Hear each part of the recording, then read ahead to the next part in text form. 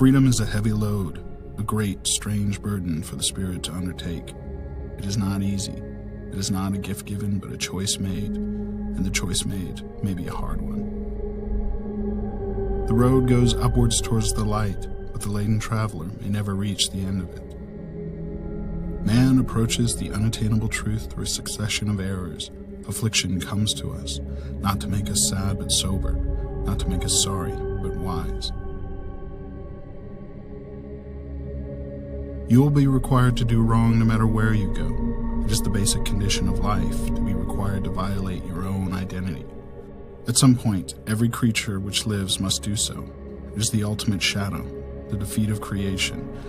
This is the curse at work, the curse that feeds on all life, everywhere in the universe. The gravest error a thinking person can make is to believe that one particular version of history is absolute fact. History is recorded by a series of observers, none of whom are impartial. It is change, continuing change, inevitable change that is the dominant factor in society today. No sensible decision can be made any longer without taking into account not only the world as it is, but the world as it will be. The saddest aspect of life right now is that science gathers knowledge faster than society gathers wisdom. Each generation imagines itself to be more intelligent than the one that went before it, and wiser than the one that came after it. Man is the unnatural animal, the rebel child of nature, and more does he turn himself against the harsh and fitful hand that reared him. It doesn't matter what you do, so as long as you change something from the way it was before you touched it into something that's like you after you take your hands away. The very concept of truth is fading out of this world, and lies will pass into history. Solitude, isolation are painful things and beyond human endurance. For small creatures such as we, the vastness is bearable only through love.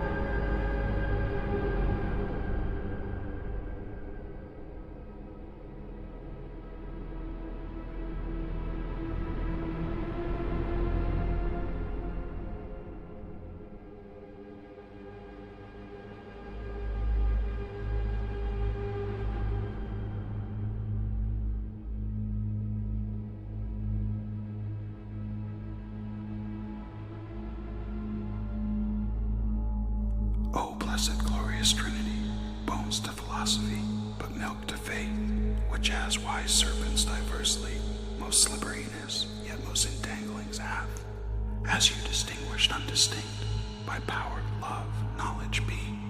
Give me such self-different instinct, of these let me elemented be, of power to love, to know you, unnumbered three.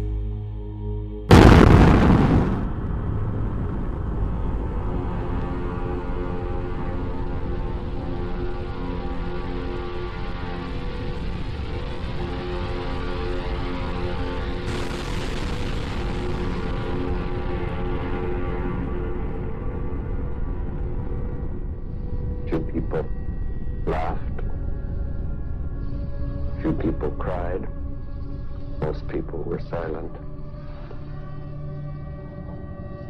I remembered the line from the Hindu scripture, the Bhagavad Gita. Vishnu is trying to persuade the prince that he should do his duty.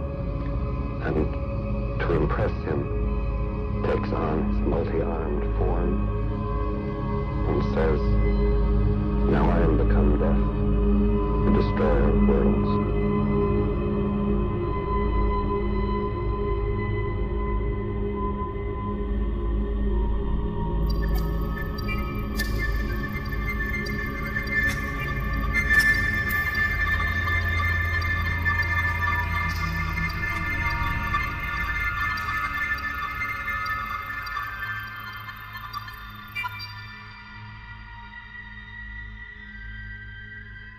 When the Trinity nuclear test was done, and Robert Oppenheimer said, "We have done this before," he was speaking from an informed perspective.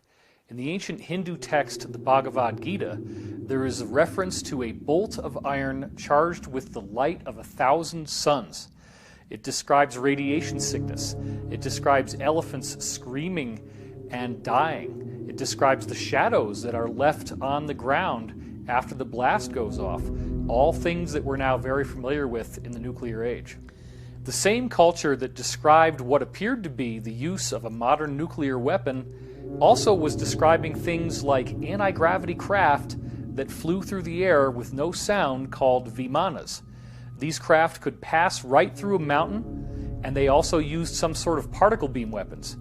You have human-looking beings that are larger than the rest of us and have blue skin, like Krishna, and they also have extraordinary abilities. And in addition to that, you have weird reptilian beings called Rakshasas, who are also codenamed snakes. And these beings clearly appear to be of a reptilian nature. This even goes to the point that you still to this day have temples in India in which there are people called Nagas who have a human-like top, but then from the waist down they literally have a snake's body.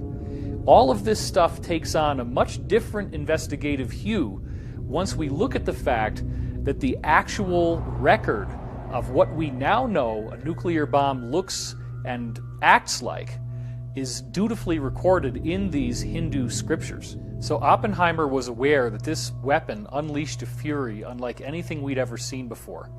Prior to Hiroshima and Nagasaki, the scientists were the rock stars. Thomas Edison, Alexander Graham Bell, Marconi, Tesla.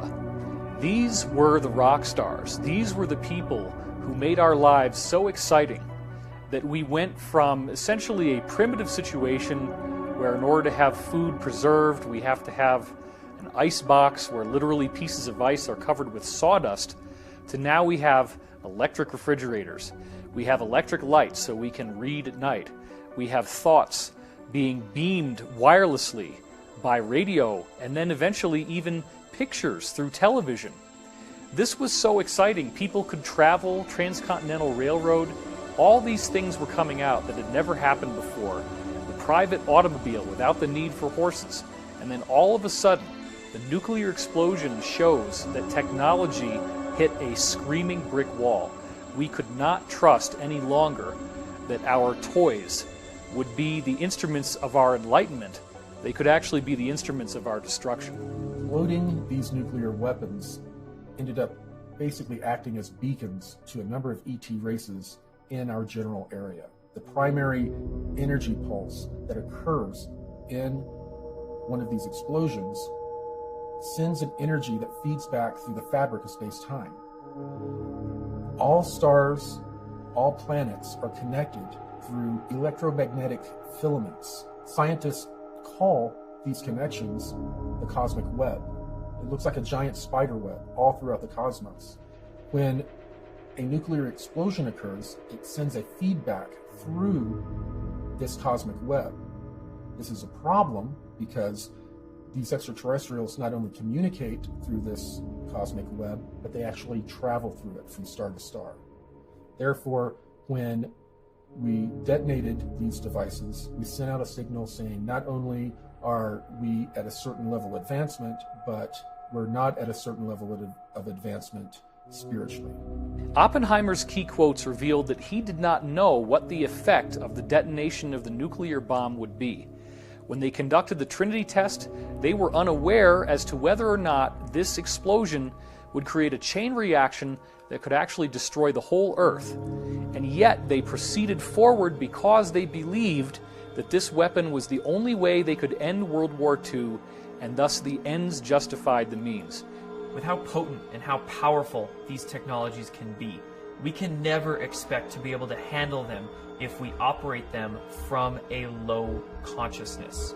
When you raise your individual consciousness, when you actually make the effort to become more aware of an individual, that has a mirrored effect to society. It's a law of correspondence, as above, so below. So when you become more conscious of an individual, that makes society itself raise in consciousness. And when each one of us, every single one of us, begins making ourselves more aware, society itself is going to become more aware. Multiple insiders with credible military and corporate backgrounds have said that extraterrestrial spacecraft have appeared over nuclear missile installations and have completely powered them down. First, I'd like to briefly describe the incident that I experienced in March 1967. At that time, I was a first lieutenant, U.S. Air Force, stationed at Malmstrom Air Force Base, Montana. I was trained and assigned duties as a missile launch officer for the Minuteman I intercontinental ballistic missile. We had operational control over 10 Minuteman nuclear missiles. On the evening of March 24, 1967, while my commander was on a scheduled rest break, I received the first of two phone calls. The first call was to report unidentified lighted objects flying above the facility. Well, they were hovering above the nuclear silos, and what was happening was they didn't attack the nuclear silos. All they did was shut down. Captain Robert Salas had like 8 nuclear-tipped ICBMs, and they all got shut down in rapid succession. And these systems have triple redundancy backup systems. So, and the guards up topside were with their weapons drawn with a glowing red saucer above the silo. And then the UFO then went 60 miles to the other base and shut down their nuclear missiles as well. This has happened more than once. This happened in Brentwaters in the UK as well. What most people haven't heard came to me from 2 insiders, Bob Dean and Pete Peterson, where both of them independently told me that in the year 1990, all of the nuclear warheads in the US and in the USSR completely melted down, became radioactively inert, and even the missiles themselves would just sputter around and wouldn't even fly a straight trajectory anymore. Right during this same time that all of these nuclear missiles were literally melted down inside the warhead, we also have this amazing formation appear on a dry lake bed in Oregon. The Idaho National Guard has a huge mystery on its hands, and that is our top story today. During routine photo reconnaissance missions over Oregon, RF-4 jets spotted and took photographs of a huge carving in the desert over 1,000 feet across. It has everybody talking. I mean, this is just something that, well, it chills you. How would somebody do this? It's incredibly time-consuming. A lot of expertise involved, had to take a long period of time, and maybe a lot of money. From point to point is exactly 11.5 degrees. Exactly. And the outer ones, they're exactly 23 degrees apart. Exactly. No variation. No variation. And there's something else puzzling here, something that you do not see. You do not see tire tracks, the kind of tracks that might be made by a tractor or a plow. No tire tracks, and no footprints. In Oregon, I'm Walden Kirsch for NBC News. The reality is that this is the same type of thing that's being done with crop circle formations, but on an even more impressive scale, and that mark was a symbolic statement from the ETs. The mandala, remember, is supposed to be a symbol of the cosmic mind, a symbol of the Creator, the origin of the universe, the geometric nature of how everything unfolds. So they're giving us a message. They're showing us that they will make sure that we stay on track for this positive future that's been promised to us in over 35 different ancient cultures around the world. Ladies and gentlemen, the President of the United States. Good evening, my fellow Americans. In the councils of government, we must guard against the acquisition of unwarranted influence, whether sought or unsought, by the military-industrial complex. The potential for the disastrous rise of misplaced power exists and will persist. We must never let the weight of this combination endanger our liberties or democratic processes. We should take nothing for granted.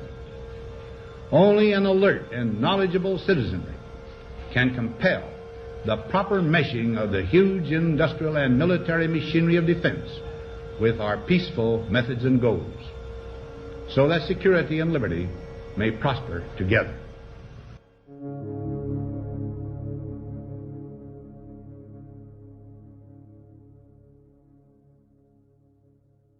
So when I really think about the speech from Dwight David Eisenhower, his farewell speech about the military-industrial complex, it brings up a lot of stuff for me. I was recruited to go off planet in 2006, and it seems to be related to the alternative 3 scenario that relates to creating colonies off planet. And the Mars colony was the planet that was being discussed during that time. And so when we hear about a warning like that, but we don't hear about the actual alternatives or agendas or ET government treaties and some of the things that were taking place, what was he really trying to say? There's so many layers to the military-industrial complex that we're starting to discover now. And I've been definitely researching and digging real deep in order to understand really what he meant. And as many have uncovered and been a whistleblower for, and just my own experience in that Mars recruitment, we discover a secret space program, this multi-level shadow government with compartmentalism, things that happened after the Second World War, and the infiltration coming in from Project Paperclip to the American government, MKUltra having so many branches. So it's like, okay, here's a warning about the misplaced power that exists and will persist if we as an American people don't start to become empowered, which is basically what I got from it. I could feel a lot of pride in a lot of my family members about that speech. But I would say that I'm a family member that has, I think, recognized some layers that were not brought to my attention growing up, that I've been able to sort of share with them. And again, there's compartmentalism. The NSA signed something in 1947 that made it legal, like a law, that you couldn't disclose this sort of stuff without massive ramifications. And here we are in this particular window, without oaths being signed by many of us, with more freedom of speech and more of an ability to bring light to all of this. And that's why the speech is really relevant, because it rings true to today. Those warnings are something that we're beginning to finally uncover. Actually started back in 1955 with the Eisenhower administration that was forced into a treaty, somewhat of a surrender, with a Nazi faction that had been operating. One of the witnesses that was Brigadier General Stephen Lufkin, who was on Eisenhower's staff, who was aware that he lost control to the corporations and that it would not be in the best of hands. And so once this treaty was signed, Nelson Rockefeller restructured the whole CIA MJ-12 operations. So now our legal government is no longer in the loop. They also replaced the complete MJ-12 group that was originally set up by President Truman with Allen Dulles as MJ-1, or head of the MJ-12 operations, of all people, who was highly instrumental in the Nazi infiltration. What happened was, when this happened, all of the reverse engineering operations that were Wright-Patterson Air Force Base in Ohio were moved to Area 51 and S4, where Eisenhower realized that he had lost control when he attempted to look into it. He was denied access. Here, a five-star general was really pissed, so he threatened to invade Area 51 with the First Army out of Colorado. And until they allowed 2 agents to give a report of what's going on over there. And what they found was that several craft were being reverse engineered that were extraterrestrial and German origin. One of the ways that the Nazis obtained their advanced technology before World War II was through the use of a channeler called Maria Orsic. Maria Orsic was channeling telepathic messages from extraterrestrials that were offering her plans and schematics to actually create anti-gravity craft. Maria Orsic channeled this information for the occult Vril Society in Germany. This information was later used by these German secret societies to build out many of their crafts. Because they were focused more on the qualitative superiority rather than the quantitative, they were more focused on having more advanced technology rather than more tanks and boots on the ground. They were losing the ground war in Europe, but they were obtaining the more advanced technology. And to save that technology, they took it down to Antarctica pre and during World War II. In the late 1930s, the Nazis had an expeditionary group go down to Antarctica, and they found some very interesting things. They found a region under the ice that was created by geothermal heat from volcanoes, and there would be 3 miles of ice, and a few thousand feet above ground level would have been melted by the geothermal heat. And the rest of the ice acts as an insulator, causing it sort of like an igloo effect. And the dome would grow from the heat, the geothermal heat, and it would melt and run under the ice. And that was some of what was lubricating the ice and causing it to move. But underneath these areas, they were finding perfect areas to build submarine bases. So not only did the Nazis build out submarine bases, as they developed more and more of their space program, they developed out a massive spaceport. After these spaceports were developed, and the Nazis had handed it over to basically the Americans began to develop more and more research and development bases in Antarctica. In the late 1950s, a treaty was signed that stated that Antarctica was only to be used for peaceful research. Well, we were basically arriving and digging giant holes under the ice in various areas and building out these giant complexes, much like I think it was called Project Iceworm back in the 1960s, where in Greenland, the United States Army Corps of Engineers was building out an ICBM base hidden under the ice, and it was very sophisticated.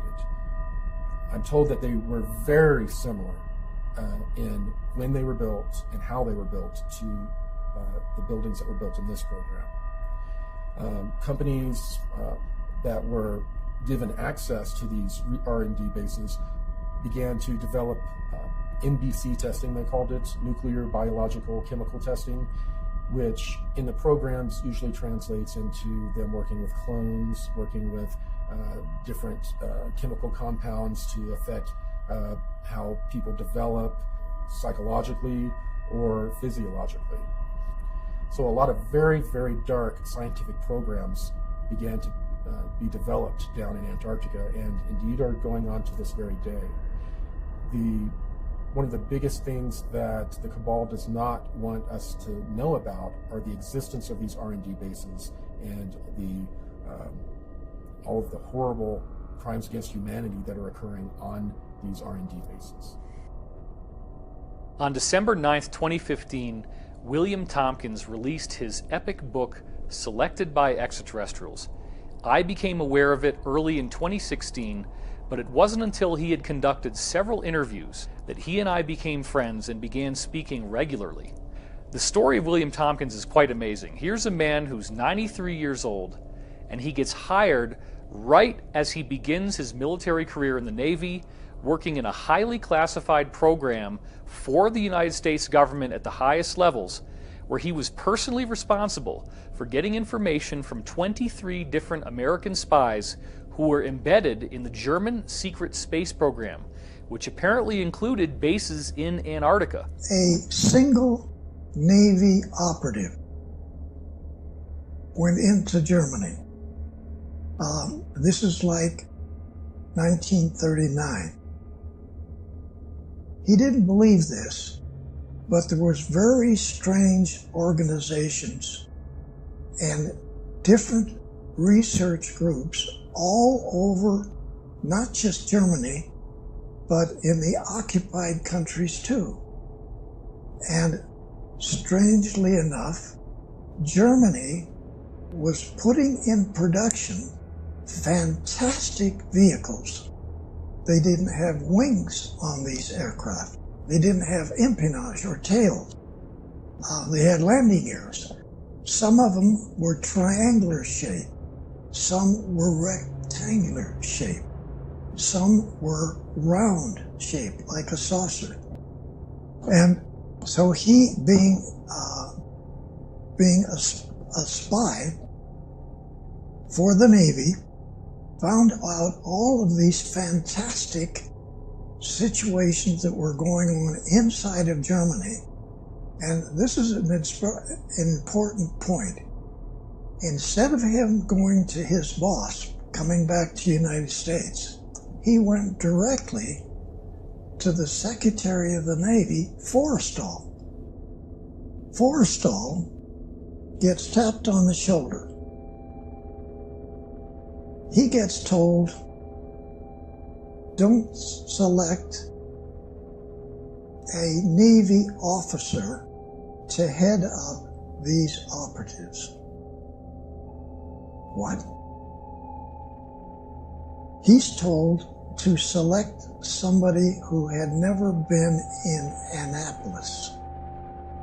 Now, almost every Navy officer, whether they're a one-star or lieutenant commander, they've all been through Annapolis to learn how to be a Navy officer.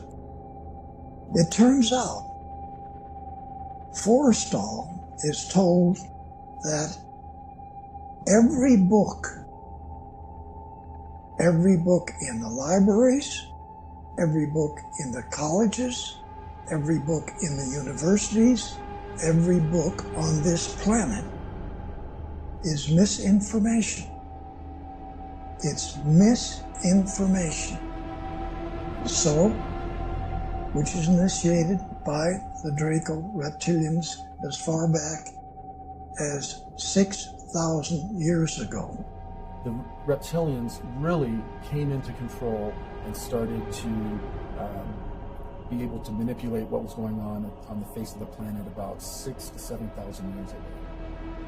It is true that they have different masking technologies to be able to be in a room and look like a human, but usually they're in underground bases in various places on the globe, as well as in a huge area in Antarctica. The southeast region has a large number of underground caverns that are kept extremely warm, too warm for humans, by geothermal heat. It's a perfect place for all of these colonies that the reptilians have. They're basically cities, huge cities with millions of them. So, the Secretary of the Navy selects Rick Obata. He's not even an American. He comes over here with his family. He goes to school here. He goes to the second year in high school. He leaves school. He joins the Navy as a third-class seaman, works his way up in the Navy. Now he's a commander, okay?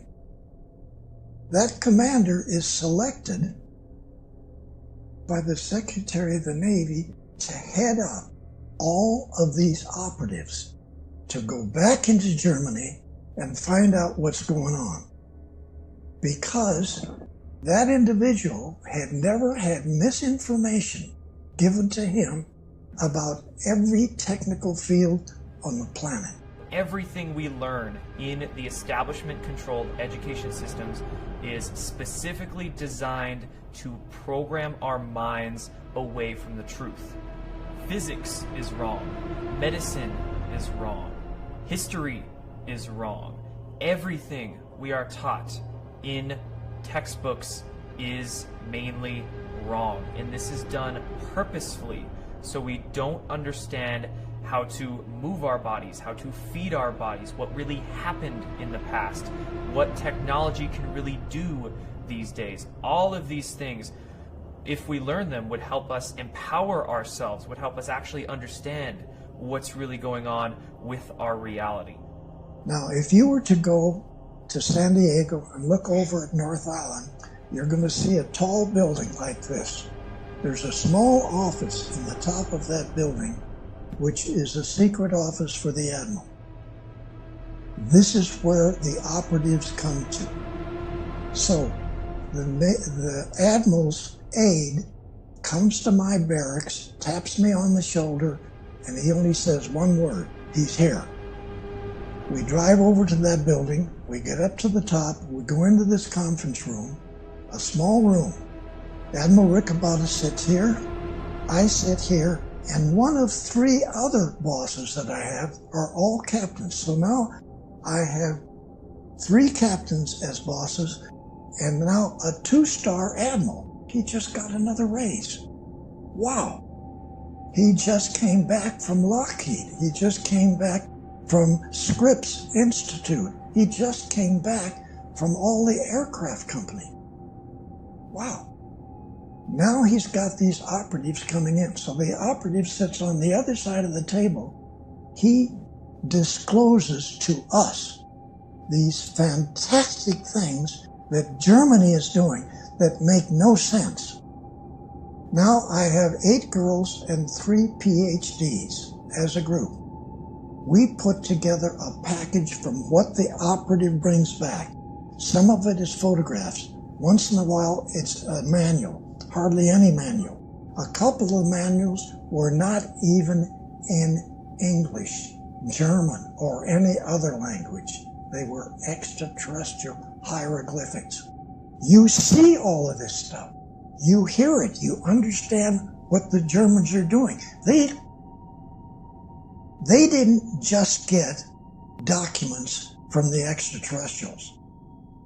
They got brand spanking new space vehicles.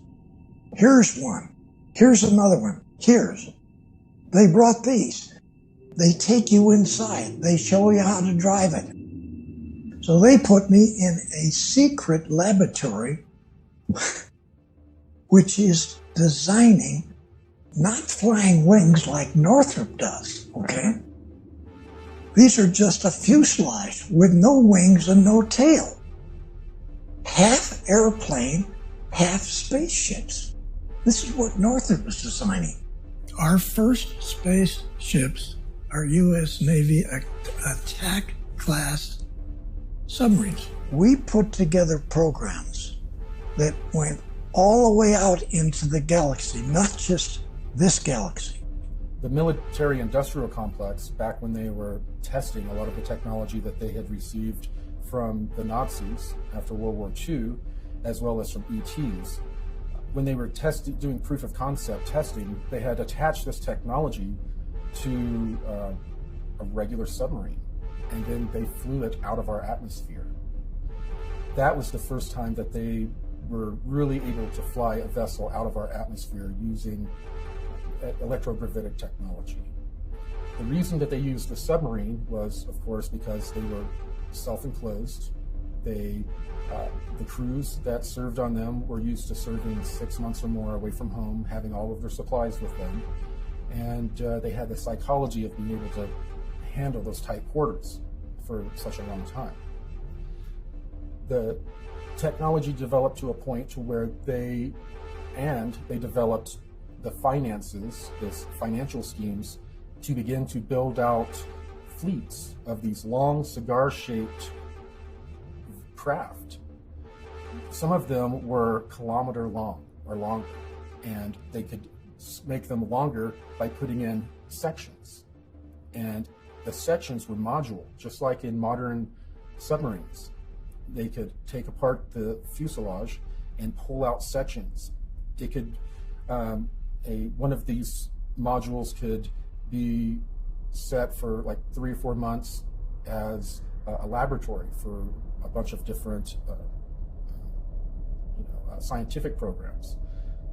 And then at its next time at port, the modules are swapped out, and then it's a hospital ship. The modules are swapped out the next time, and it's a troop transport, or it's just a long-haul freighter. So these ships are very modular, and in the beginning they were using power systems that were nuclear. Then they moved to thorium type of electrical generation. And then they moved to some sort of 0 point electrical generation. And that is what they currently use. This is totally unreal that this happened like in 1942 on this planet. Extraterrestrial come from who knows where out in the galaxy. Germany gets to be the country that these Draco reptilians pick out to do 2 types of missions. One, to remove all of the people that Hitler didn't want in his country, and every one of them around the planet. 2, to take every man, woman, and child on this planet and put them in slave factories, men, women, and children, to build and construct all these different types of Draco Navy space battle group ships. This may sound like insanity. This is what happened. He had concluded from what these insiders were telling him that the Germans had actually made treaties with a highly aggressive and highly negative reptilian humanoid race that they've called the Saurians or the Draco. This treaty involved the Nazis actually being given workable technology that is built with our own conventional systems. They use a sort of mercury turbine, a type of mercury called red mercury. And then they are actually able to leave the Earth. They had a settlement on the moon, they had a settlement on Mars, and they were doing this stuff as early as 1939, even before World War II actually started. As you can imagine, everybody was thinking he was crazy, but yet these insiders were reporting literally standing there, in which you have 8-foot tall, even 12 to 14 foot tall reptilian extraterrestrials, terrifying in appearance, they smell bad, actually advising the Germans on how to build this stuff in these various bases, including that in Antarctica. Operation High Jump was an operation commissioned in 1947 that was led by Admiral Richard Byrd. And on the public level, it was said that this was a scientific exploration. But what happened was that this operation was commissioned with 33 ships, 13 aircraft, and 5,000 men. Now, this was not a scientific exploration with that many men and that many ships. What Operation High Jump actually was commissioned for was to go down to Antarctica and basically root out the Nazi installations that they had built pre and during World War II. The DC flyover was an event that occurred over successive weekends in July of 1952 in Washington, D.C. And what had happened was that there was a mass sighting right over the Capitol building in Washington, D.C. There was many lights in the sky. Now, many people believe that this was a UFO or an extraterrestrial incident, but in fact it was not. It was German saucers, German craft that were flying over the Capitol building and essentially forcing the hand of the Americans to accept many of these Nazi scientists into their control structures. When many of these Nazi scientists came into America after World War II in Operation Paperclip, they infiltrated into basically every power structure in the United States, government, media, medical systems, basically everything. After World War II, James Forrestal went to Germany to tour many of the research facilities that the Germans had over in Europe, and John F. Kennedy actually accompanied him on those tours. Some believe that Kennedy was actually given information by Forrestal about secret space programs and the UFO phenomenon. And near the end of James Forrestal's career, he was also embroiled in many policy struggles within the United States government. He wanted to disclose the UFO phenomenon and the technologies associated with it. It was said that he committed suicide by jumping out of a high-rise hospital that he was staying in at the time of his death, but of course many people are also believing that he was actually pushed out of the window and in fact assassinated to prevent him from working to disclose these technologies in UFO projects. They had a really troubled Eisenhower that passed over the torch over to Kennedy, before leaving his famous speech of, beware of the misplaced powers when the industrial military complex, and that only an alert and knowledgeable citizenry can protect our future liberties and freedoms. Kennedy, with his background in Office of Naval Intelligence, and documents show that he was aware all the way back to 1942 of operations happening. Kennedy had Allen Dulles as the CIA director. Finding the nefarious activities that Allen Dulles was doing, he eventually fired Dulles and was replaced with John McCone. Because Kennedy was trying to look into these activities, Allen Dulles set up an assassination directive that was revealed in what was called the Byrne Memo, one of James Jesus Angleton's memos that they were attempting to try to destroy all. One intelligence operative was able to pull it, basically saying that Lancer, or the code word for JFK, has been looking into our activities. This we must not allow. This group was working with the group that was with the Treaty of 1955. So when Kennedy put forth a top secret document to the CIA director looking into the MJ-12 and CIA operations with the Extraterrestrial, he was silenced with an assassination 10 days later. Years went by. By the way, the Warren Commission, which, Kennedy's famous speech of infiltrated monolithic conspiracy and beware of the dangers of secrecy and secret societies, ironically, the Warren Commission, who said, we have a lone gunman that did this, was all made up of 33rd degree Freemasons. And afterward, the CIA put out a memorandum to its operatives to use the term conspiracy theorists for anybody questioning, and it's used today as a common ploy to discredit people who are questioning the situation. The closest we ever came to having technologies and the existence of non-terrestrials go public was actually in 1962-63.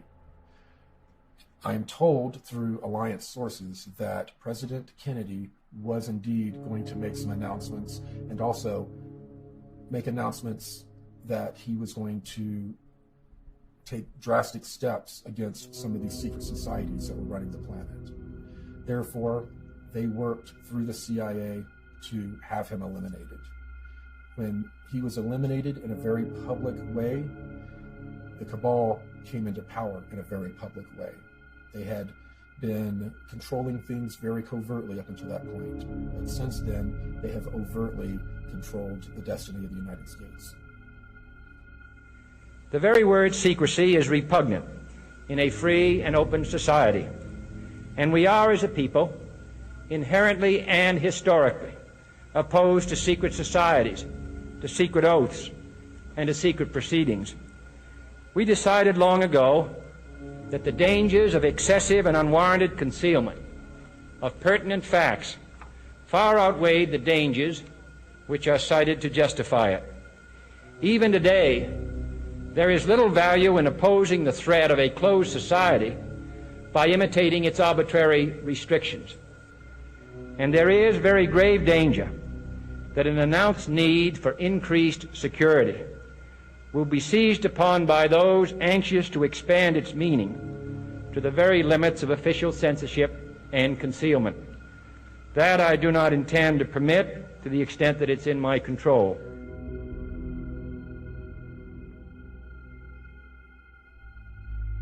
You were both in Skull and Bones, the secret society. It's so secret we can't talk about it. What does that mean for America? The conspiracy theorists are going to go wild. I'm sure they are. I don't know. I haven't seen the web. Number 322? Were you in the same secret society? That's all right. Let me answer this question. Excuse me, what are you asking? Whoa. Is anybody watching?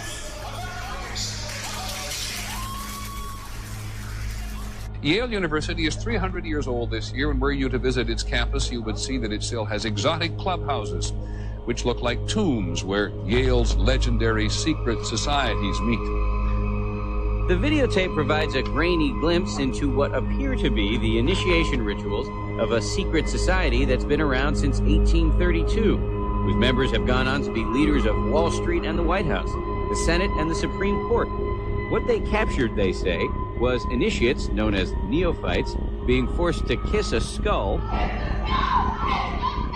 then members performing a mock killing. Still, Rosenbaum says the tape is a valuable artifact, an extremely rare view into the secret society that groomed the American ruling class for generations. Dan Harris, ABC News, New York. We see the remains of humans with elongated skulls all over the world. When you look at Egypt, there are countless depictions of the pharaohs having these weirdly elongated skulls. This includes Akhenaten, Nefertiti, and their daughter Meritaten. In the case of Meritaten, there are multiple granite busts that you can see that were carved of her, in which she clearly has no hair and has this freakishly elongated skull. And remember, this is a culture that was apparently building pyramids at the time that these sculptures were made. The people with the elongated skulls had apparently been keeping their lineage secret and hidden in the Egyptian priesthood. But then remember that Egypt became weak and it was conquered by Rome. What happened when the Romans got in there is that they made a secret agreement with these people in the Egyptian priesthood who still had the elongated skulls, and they created a safe haven for them in the Vatican City. The Library of Alexandria was burned down, but only with a false flag, where they burned tax documents and census documents. They took all the good stuff that included books from before they came to Earth and relocated that to the Vatican Library. Then you go across to the other side of the Atlantic Ocean, and once again you have a pyramid building culture in Mesoamerica with people depicted in their inscriptions who have elongated skulls. And unlike the case of Egypt, with Mesoamerica we now have the added benefit that there are multiple elongated skulls that have been dug up and were not censored, but are actually on display in museums in places like Bolivia. We have the researcher Brian Forster, who is bringing out new examples of elongated skulls, and they are being genetically tested, they're being analyzed, and they have clear physiological differences from the skulls that the rest of us have. These people have very large brains. Discover magazine in the year 2009 came out with an article called "What Happened to the Hominids Who Were Smarter Than Us?"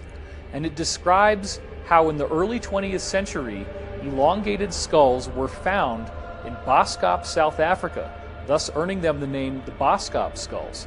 And they were given ceremonial burials. Apparently these people were revered in their society. But the article claims that the brain volume is almost twice what ours would be, and thus the average person in their society would have an IQ of 150, and some of them could have an IQ that goes up to 300. These weird elongated skulls were also found in a dig in Siberia in a town called Omsk, and the men who dug them up were so afraid that many of them actually started crying and left their jobs and refused to come back. We furthermore see in the case of the Mongolian conquerors that there were reports of them having weird elongated skulls.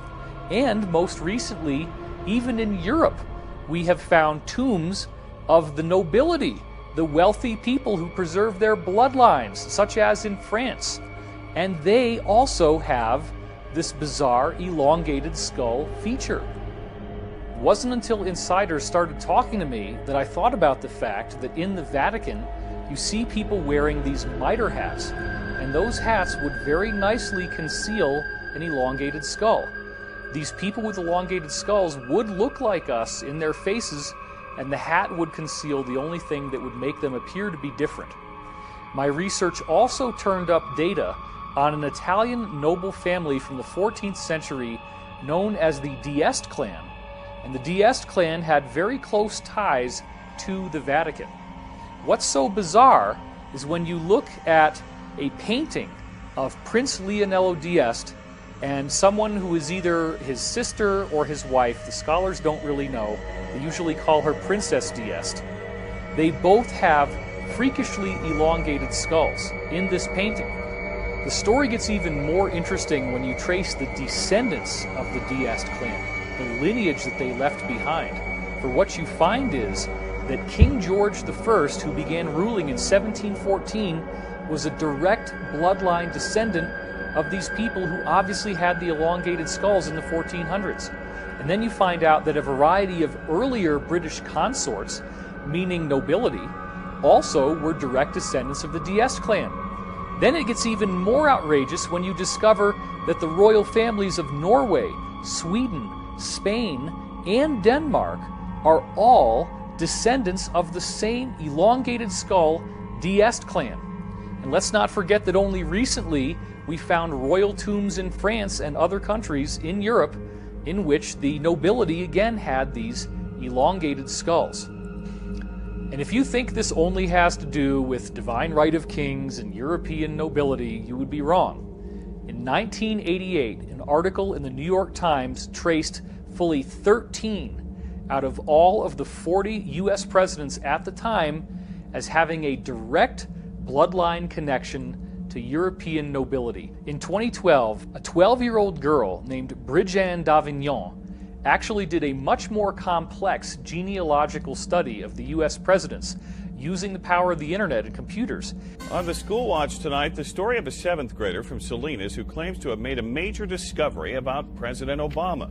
She and her grandfather say that President Obama is related to all but one U.S. president. And she found that 42 out of 43 U.S. presidents all had a common ancestor in King John I from England.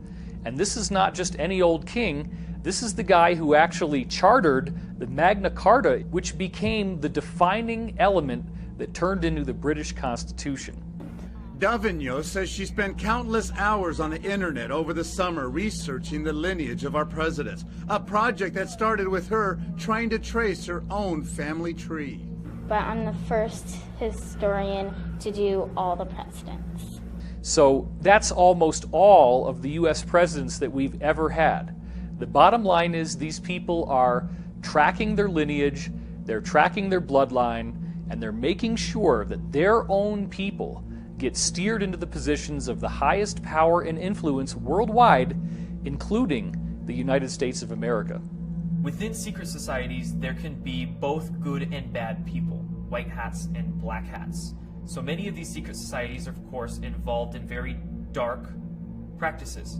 But there are also secret societies out there that are harboring knowledge and information and technology to keep it out of the hands of the deep state or the black hats or the people that would do detriment with these technologies. Some of the, I guess, very well-known elites, names I won't mention, but are on the front lobes of most watching this video, are highly involved not only in some of the slave trade aspects, but are also involved in dealing with non-terrestrials and dealing with organized crime down here on Earth and how it's related to these programs. ERT. I did bring this information out 18 years ago, and I got shot at and forced out of LAPD because of it. I've been on the record for 18 years nonstop, and I'll be happy to give you, Congressman, anything that I have. A lot of these elite are running a lot of financial scams, drug programs to raise money for these secret programs that they have going on. And they take full advantage of this access. They probably don't age anymore. You know, a 1%er, you don't know who they are. You don't even know what they look like. You don't even know their name. They could go down and be at a 7-Eleven, you wouldn't even know it. So they could not age and you wouldn't know it. Never get sick. Offsprings would be born. They'd be super smart, super strong. Just quality of life improved in every direction. And I'm sure the 1%ers are enjoying that, while the rest of us are dying with diseases and malformities and stuff. They're walking around, you know, body beautiful. So that's just the medical area. Then, and think about the other things. Transportation. the vehicles they travel around, home, security, all that stuff. Just, you know, it'd be like somebody in modern suburbia looking at a man in a cave. We're the men in the cave. What very often occurs is that an elite will get to a very old, ripe age, or they will die, or they will die in some sort of an accident, publicly. Privately, they are taken, and depending on their level, they are either age regressed or they have their consciousness basically downloaded into a clone that is an exact duplicate of them. They then disappear from the public eye forever and go into these programs or go into retirement. This is something that pops up a lot in the programs, and everyone that is served deeply knows that the elite have access, and many of them never really die.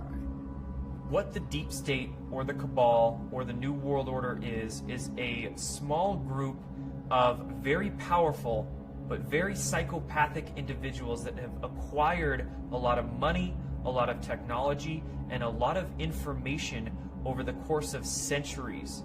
Definitely your politicians, the older ones, the one that are chair people that command the power, 1%ers, chairman of the boards, those people, that's ones we never know their names, don't know their faces, and they control all the power.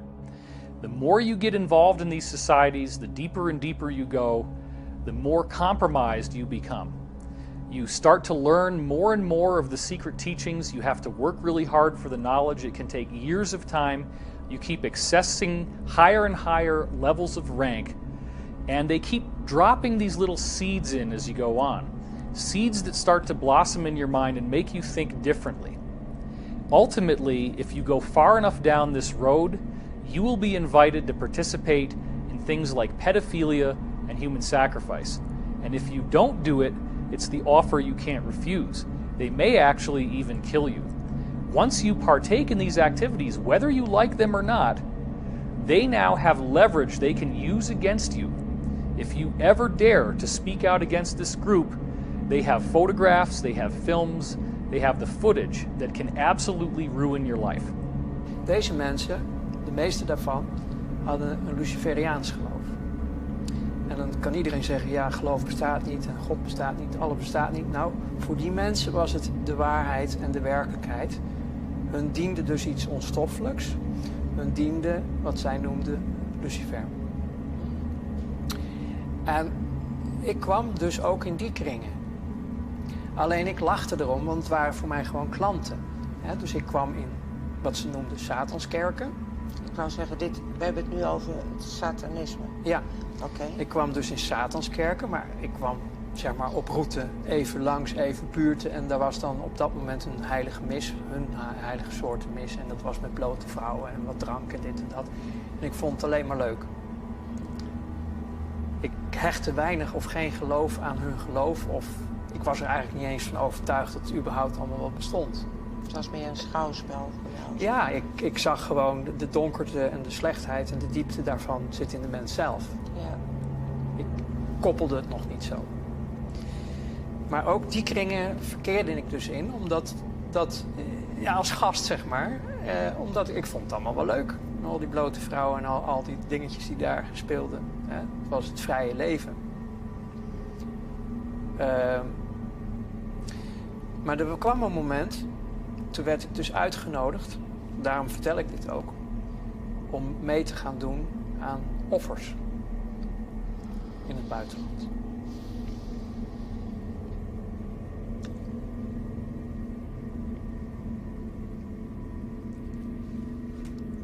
Dat was het breekpunt. Kinderen. Oké. Dat werd je gevraagd? Ja, ik kon het niet.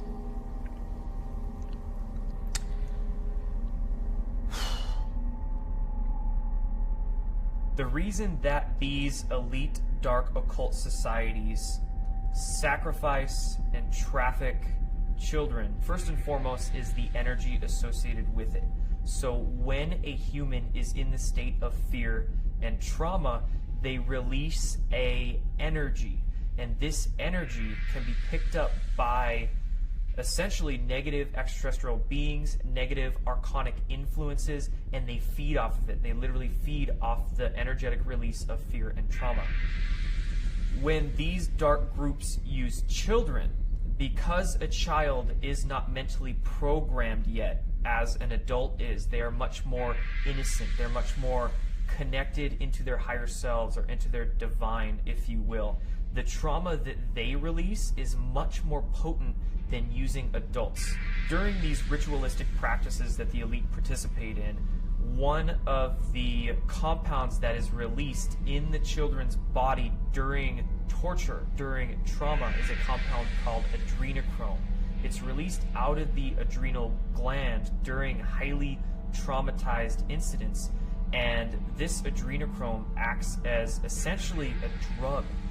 These secret societies that make up the deep state are nothing new. This actually spans back thousands and thousands of years, and they have always occulted this information for themselves. We need to understand what occulted actually means. Occulted just simply means hidden in Latin. It doesn't necessarily mean good or bad, it just means hidden. So these secret society groups have hidden or occulted this information for thousands and thousands of years. They've kept it to themselves, and they haven't shared it with anybody outside of their inner circles. The secret societies are really more of a front organization that they use to recruit people, and they will gradually over time find out exactly how ruthless and bloodthirsty you are. It is only as you go farther and farther into this, you become embedded with your brothers in a brotherhood, you become more and more involved, you get deeper and deeper in, that then they start hitting you with the really heavy stuff. Until we face as a society that these things are actually happening and that there is a centralized control group that is responsible for this, we will be doomed for these people to continue to exert their control over us. If we don't learn how to respect each other, then we're never going to make any progress. We need to learn from the Me Too movement and understand that there is corruption, there is rape, there is pedophilia, there is child trafficking, there is human sacrifice, there is cannibalism, and all of these things are happening because there is a hidden elite that actually uses these behaviors as part of their religious sacrament. It actually doesn't matter whether you believe that these people exist or not. The bottom line is that they are actually advertising themselves constantly. They do it in movies. There's a whole set of symbols that you can look for in movies that show their influence. They do it in video games. They do it in television shows. They do it in music videos like crazy. They do it in awards ceremonies. And it's always in your face. Now is the time for us to get our heads out of the sand and understand that even if these things do seem unthinkable to us, there are people today who are actively practicing this. The evidence is voluminous, and really what it boils down to is that people don't want to look at the evidence because it is so upsetting. In our obsession with antagonisms of the moment, we often forget how much unites all the members of humanity. Perhaps we need some outside universal threat to make us recognize this common bound. I occasionally think how quickly our differences worldwide would vanish if we were facing an alien threat from outside this world. And yet, I ask you, is not an alien force already among us?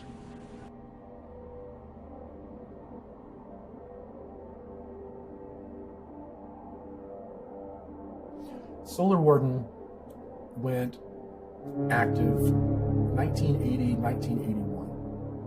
It was funded in large part by SDI through President Reagan, though that money was funneled off in many different programs. Solar Warden was developed to do exactly what its namesake says, to police our solar system. We were now able, we had the technology to prevent these interloper ET races from coming into our solar system, grabbing our people and leaving. We could now stop them. So, Solar Warden was developed and began to do its job of policing the solar system. At the same time, we had the interplanetary corporate conglomerate, which was made up of all of these military-industrial complex corporations. We have all of these other programs that are developing technology at the same time and are developing much, much more advanced technologies. So advanced, in fact, that there are ET races that come here to trade for our technology. Corey Good is the one insider I found whose testimony ties all of these different threads together. I've heard Corey have knowledge of something that each of the different other insiders I've spoken to had said to me in the past. Nobody else had ever done that before, and that was fascinating because I had not put this information online. The information was proprietary. It was things that I'd heard over the course of conversations that could have gone on for many, many dozens of hours over time, spreading across about 20 years worth of my own past history.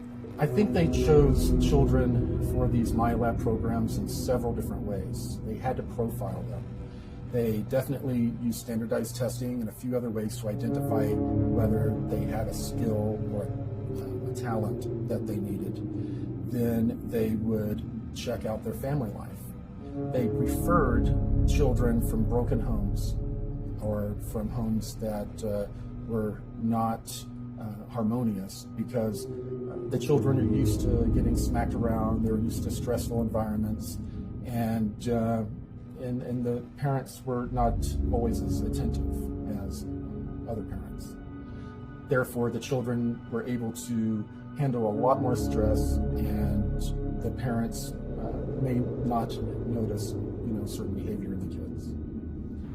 Well, I guess you would say a typical day, if there is a typical day in the life of a MyLab, would be your parents dropping you off at school, just like any other day, and except that day, you're pulled aside and told you're going to go on a field trip. You're in a special education class or an accelerated learning class. You're special. You're being taken off campus to go, look at dinosaurs. Well, you are taken, put in a van. Usually a person is driving that is military looking, sometimes in uniform. They would then drive us for a little over an hour to Carswell Air Force Base. We parked inside this hangar that was a motor pool, and we walked to the back, and there was an elevator, and the elevator went down quite a ways. And when we came out, we were underground in a Cold War era type bunker.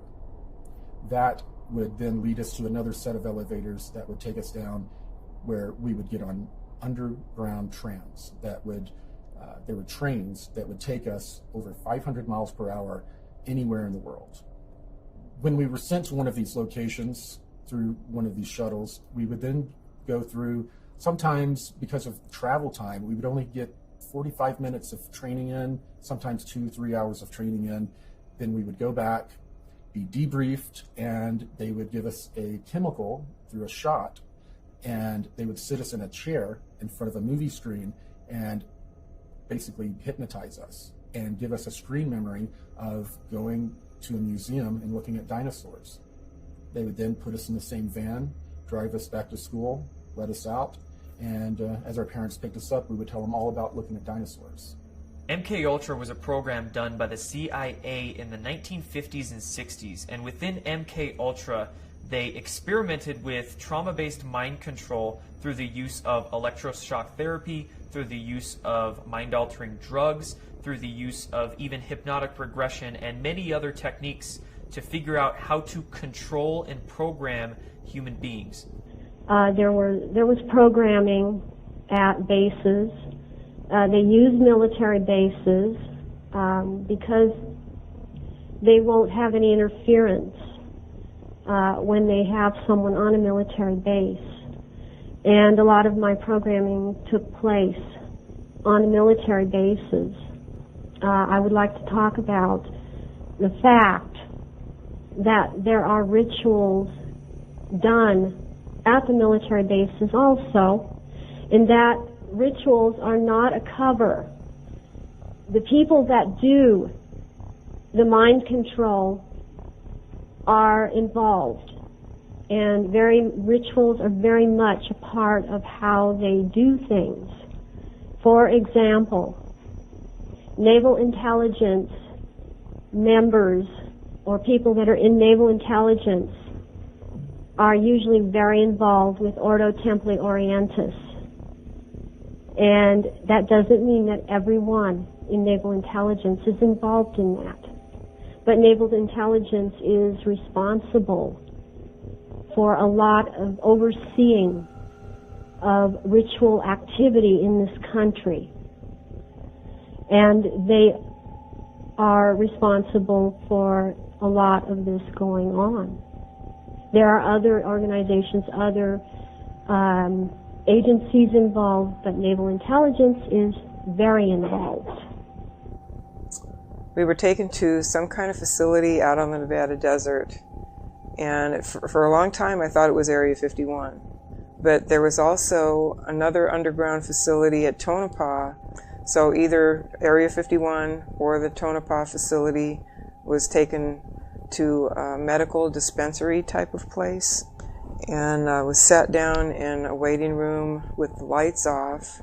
Everything they did seemed to be to cover memory, to make sure that if anybody did remember anything, being in a room with the lights off, you wouldn't be able to see the people clearly, things like that.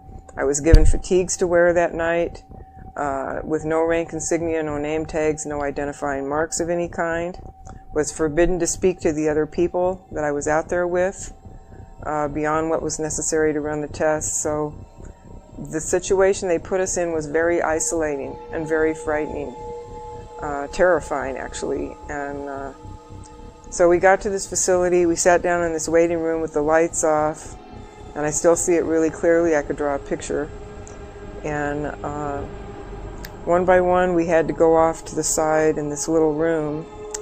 Finally they called my name and I went into the little room, and it was a small room. There was a security guard in there in desert camo fatigues, wearing a sidearm. He was standing at parade rest, and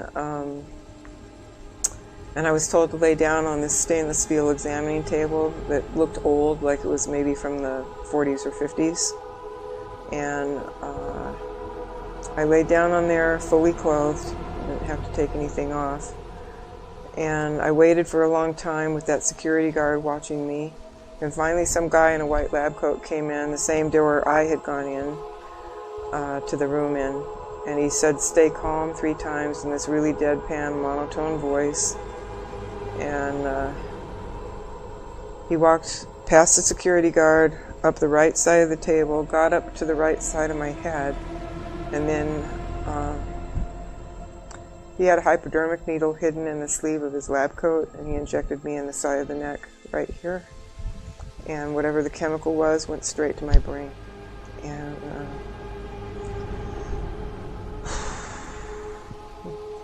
so I'm kind of in shock from whatever this injection's doing to me, because it went straight to the brain, and I was like, you know, in shock.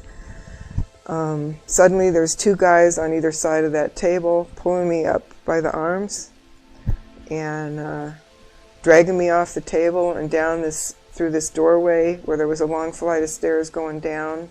And for some reason I remember it as one long flight going down, not switchbacks like a lot of store cases are. It was just straight down. They half carried me, half dragged me down those stairs. And at the bottom of the stairs there was like this little room that had a one-way mirror in it, and I went through the effects of that injection in that room, and I felt like I've described it so many ways down through the years. It was kind of like feeling like your body's turning to soda pop fizz or beer foam. It's just like, you know, when your leg goes to sleep and it comes back and there's all the pins and needles and tingling and everything else like that. It was like that was happening to my whole body. But super duper intense, pins and needles. And I just curled up on the floor and just screamed because it was just doing this number on me, you know. And And I felt like I was coming apart somehow. I don't know why or how I thought that, but that's how my body felt. It felt like it was just going to come apart and run down a drain in the floor. And I had a feeling that because that mirrored thing on the wall, I think it was a one-way mirror, and they were looking at me through the mirror to watch me go through the effects of this. And I've racked my brain to try to come up with some idea of what this injection was and what it was for. And the only thing I've been able to come up with is maybe they were trying to create a chemical version of ascension. One of the technologies that I was exposed to while in the MyLab programs were the chemical cocktails they would use on us. They would use them to enhance us in many different ways. Some of the ways that we would be enhanced would be if they discovered we had an intuitive empath ability. There was a cocktail that they would give us that would enhance it, make it many-fold stronger.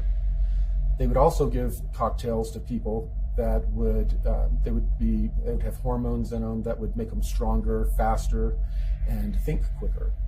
A major part of the program was that when you started, they were not quite sure where they would send you. A lot of the kids that were in these programs, they would end up in different syndicates here on the Earth working for the Cabal, and a small percentage, very small, would end up going into the secret space program. Certain children were picked who had certain DNA, and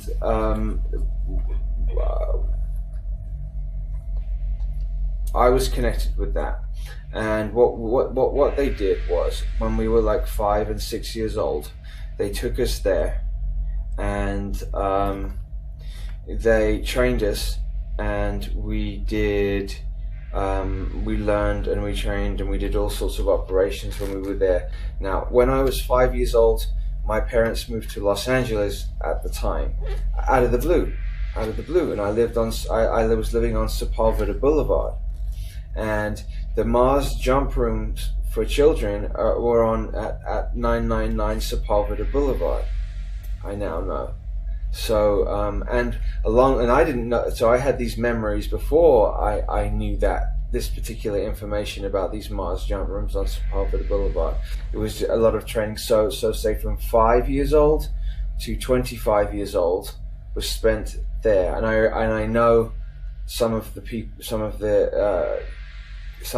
now who are back here. But what they did then at the end of the Mars, at the end of that thing, is they used age regression technology, brought us back to 5 years old, and then placed us exactly back to where we were. The reason so few went into the secret space program was that most of the participants, almost all of the participants, are pulled from various military branches. They bring people in to the military, send them through training, testing, find out where their skills lean, and if they have the fortitude for this type of mission, and then they're invited in or drafted in, and they'll serve a 20-year term. And this is referred to as a 20 and back. And after that 20 years, they're actually age regressed and regressed back in time using the technology that was handed to us by non-terrestrials. And then they were buttoned up in time and placed back in their life. And then they finish out the rest of their military term and then return to civilian life, having no memory of serving in the secret space program. The whole point of regressing people back in time after serving in the 20 and back and wiping their memory has to do with a deal that was made with an extraterrestrial group that gave us that technology. There's a Nordic group that are engaged in a time and space battle with a reptilian group. This battle's gone on for many thousands of years.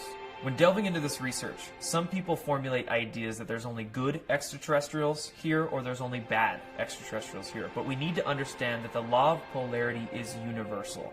There's both good or benevolent extraterrestrials here to help us, and there's negative extraterrestrials here to essentially feed off of us and traumatize us into a state of fear. These negative extraterrestrial species involve some gray species. They also involve many reptilian species and many non-physical archonic entities that can also remotely influence and utilize much of that fear energy and traumatized energy that we release. Towards the end of my training, it started to become pretty clear that I had done very well in the intuitive empath training. I'd done very well in the rest of the general training that I was given. And I was starting to be introduced to non-terrestrial beings.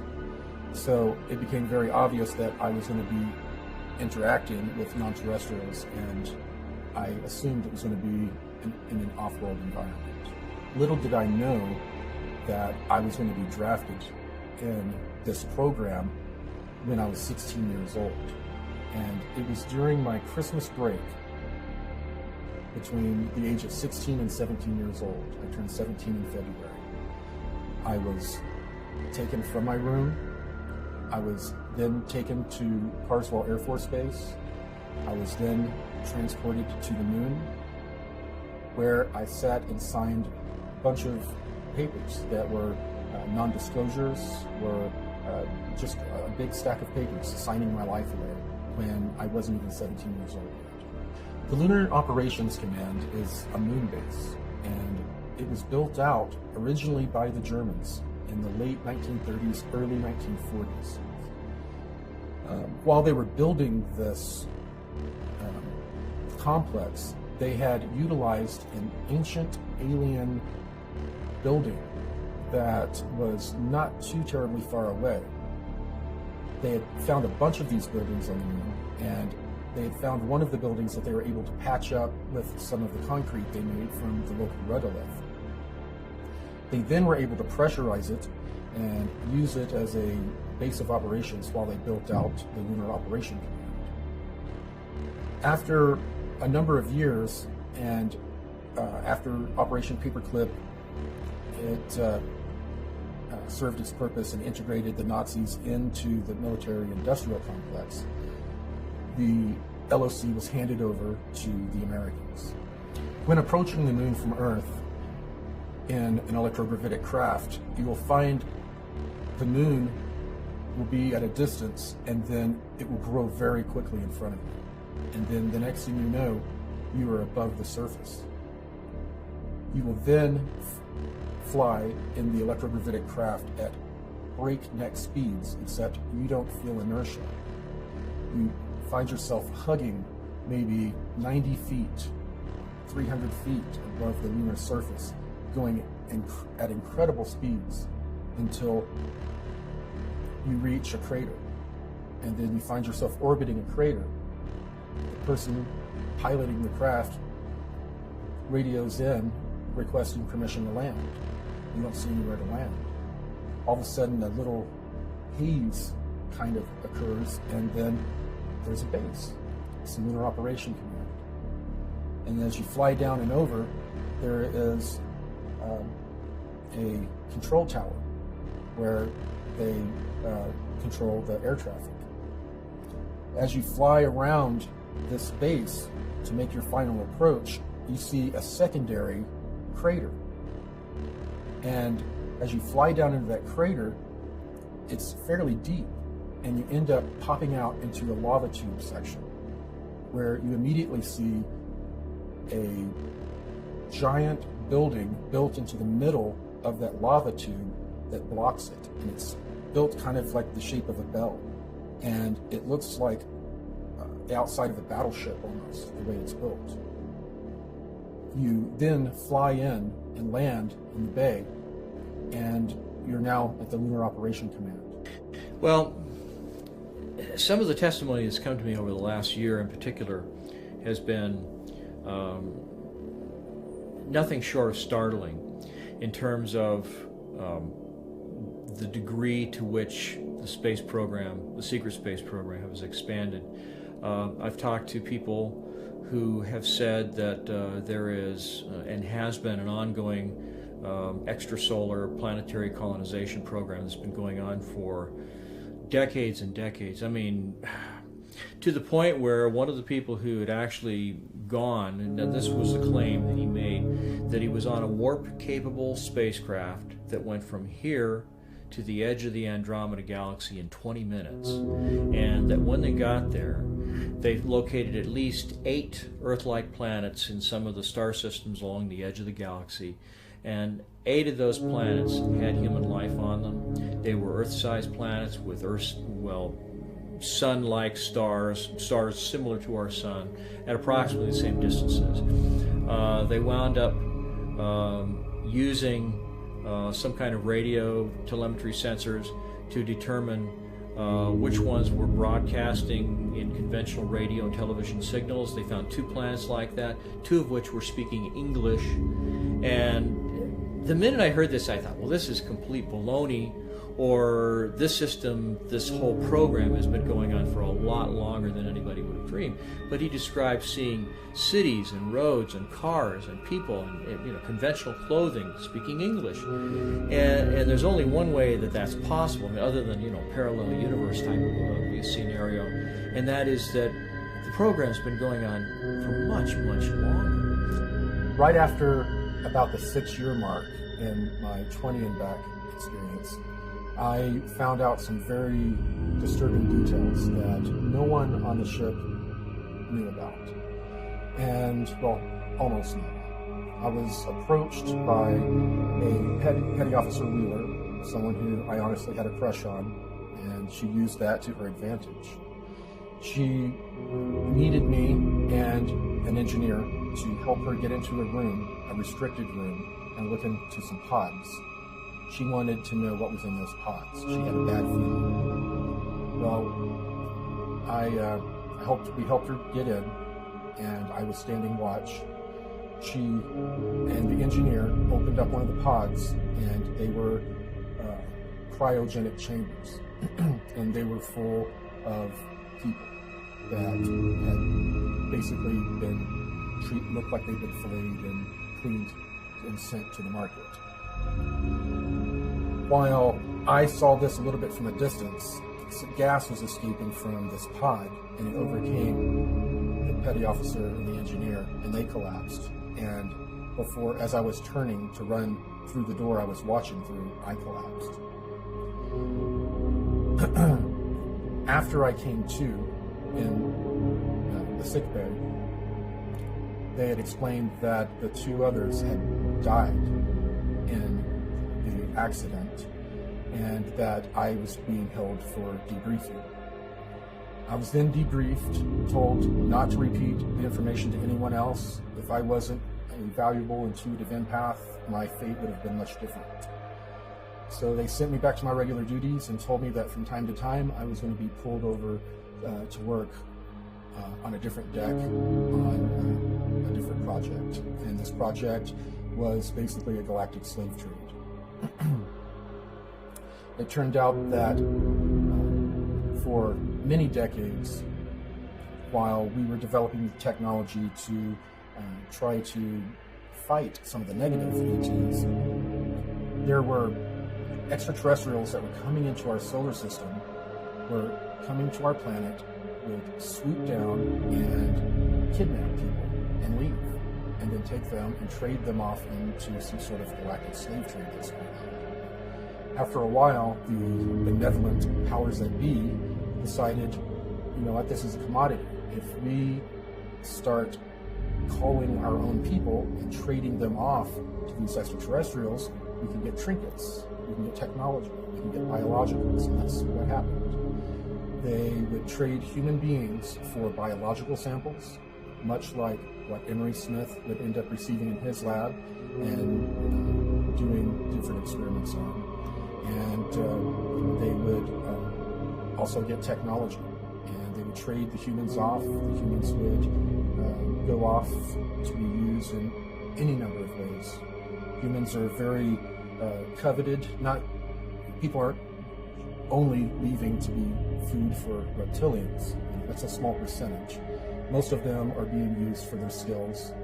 Humans are very well known for our engineering, our creativity, our ability to bring things from our mind and create them and engineer them.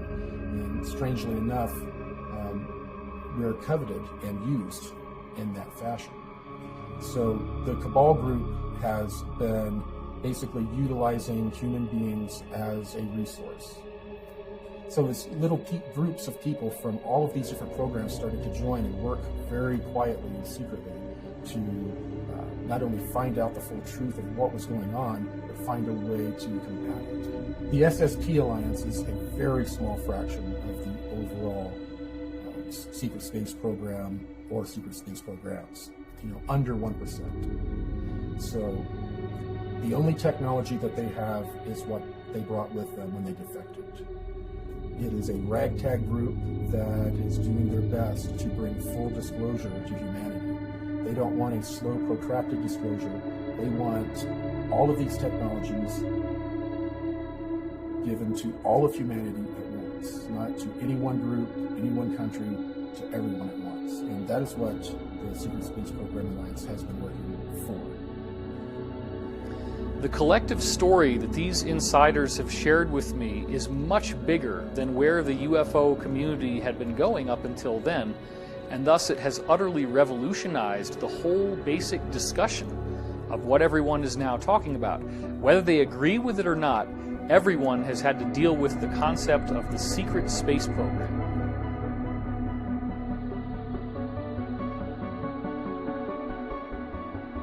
According to some estimates, we cannot track $2.3 trillion in transactions. On September 10th, 2001, the day before 9/11, then Secretary of Defense Donald Rumsfeld testified in front of congressmen about $2.3 trillion missing from the Pentagon. In 2015, an Inspector General report came out detailing that that number grew from $2.3 trillion to $6.5 trillion missing from the Pentagon. This money is going into unacknowledged projects both above our heads and below ground, into deep underground military bases and secret space programs with technology far beyond what many of us can even realize. Our black budget, for instance, garners $1.023 trillion every 2 years. It's over $500 billion a year. Right now, there are 131 active deep underground military bases in the United States. There's 1,477 of them worldwide. Each one has an average cost of $17 to $19 billion. Each one is built in the site, it used to be, it'd take a year to 2 years to build each one, and now they're capable of building a couple of them a year. With sophisticated methods. Area 51 is only one base, one of the 131 bases.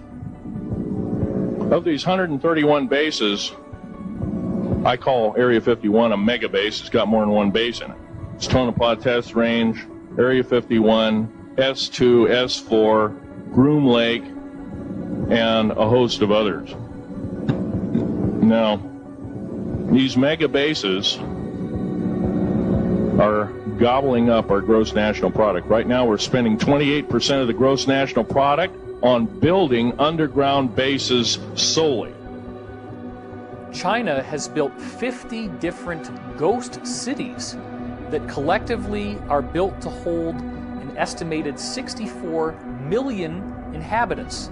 The apartment buildings, the roads, all of the infrastructure, all the plumbing, all the electrical, everything you need for a city, and there's nobody there.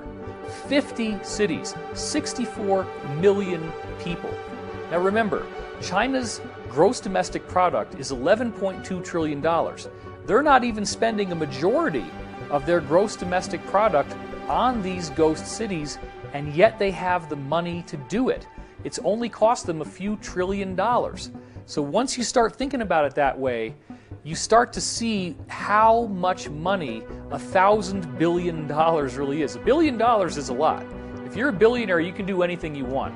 $1,000 billion is a sum of money that just gets dropped out there with this word trillion, but we're not really thinking about how it literally can build an entire civilization.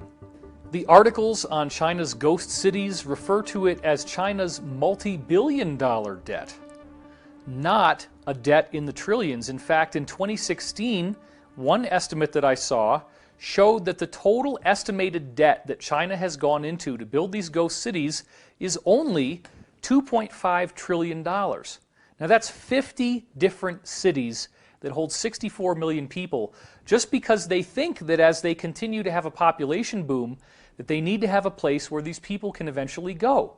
But literally nobody is there right now. So imagine what that means when you start tossing around a figure of the too big to fail banks needing a bailout that, according to Senator Ron Paul, was $29 trillion. You're talking about over 10 times the amount of money that China needed to build 50 different ghost cities that can hold millions and millions and millions of people.